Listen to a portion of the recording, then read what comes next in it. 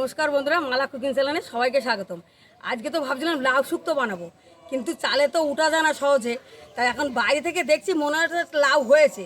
লাউ হলে লাউ শুক্তো হবে, লাউ না হলে লাউ শাক দেওয়া হবে, লাউ শাক চচ্চড়ি। তাই ছেলে এখন চালে উঠে দেখুক লাউ হয়েছে কি না। এখন আমার লাউ গাছ, এই যে ছোটো একটা লাউ হয়েছে, কিন্তু বাইরে থেকে দেখছি চালে লাউ হয়েছে। এখন উঠলেই দেখা যাবে চালে লাউ হয়েছে। সুন্দর একটা রাস্তা ধারে ছোটো মতো লাউ হয়েছে। চালে এখন উঠুক, দেখা যাক লাউ হয়েছে কিনা।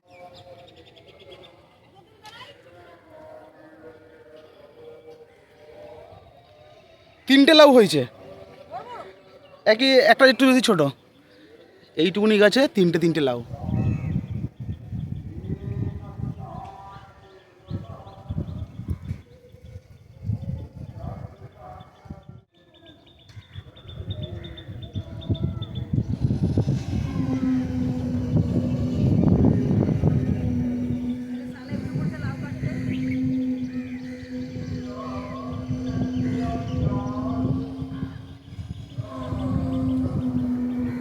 ছোটো লাউ আর এই দুটো পাশাপাশি।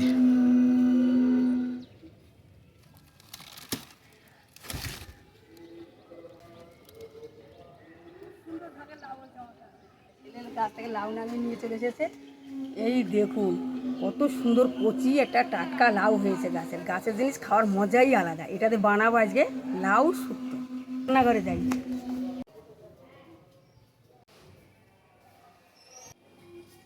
লাউ কেটে নেব। দেখুন কত সুন্দর কচি লাউ। এই কচি লাউ খেতে বেশি ভালো লাগে।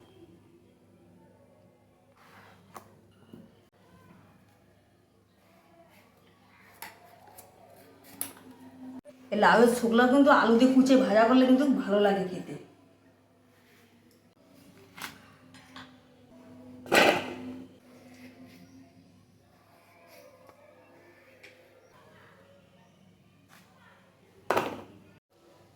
বাকি লাউগুলো এইভাবে কেটে নেব।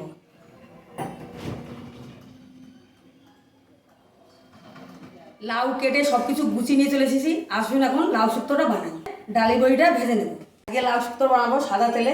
কড়াইতে দিয়ে দেবো সাদা তেল, তেলের বড়ি ভাজা হয়ে গেছে, নামিয়ে নেব।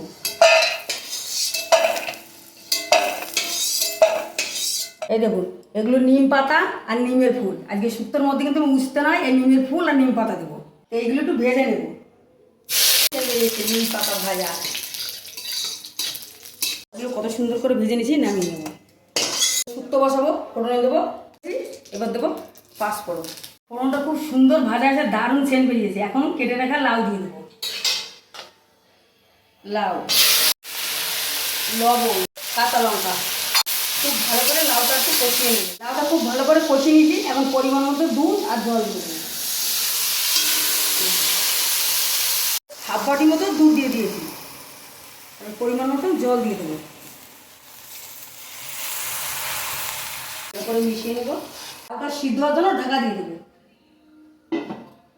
আমাদের লাউ সিদ্ধ হয়েছে কি দেখবো।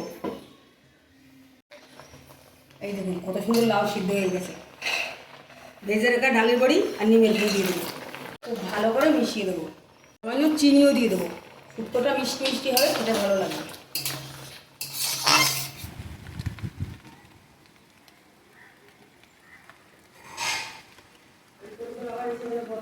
আমাদের লাউ শুক্তো রান্না হয়ে গেছে, নামিয়ে নেবো। এরকম মাখা মাখা আমি নামিয়েছি।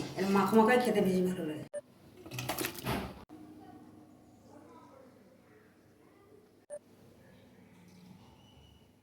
বন্ধুরা আমার কিন্তু লাউ শুক্তোটা রান্না হয়ে গেছে। এই দেখুন, অনেকে ভাববে কি সাদা সাদা লাউয়ের তরকারি, কিন্তু এটা দেখতে এরকম লাগলেও কিন্তু খেতে খুবই সুস্বাদু। আর আমি যেভাবে লাউ শুক্তোটা বানিয়েছি, এইভাবে নিমির ফুল দিয়ে অবশ্যই একবার এই গরমে লাউ শুক্তোটা বানিয়ে খাবেন। খেতে কিন্তু খুবই ভালো লাগে।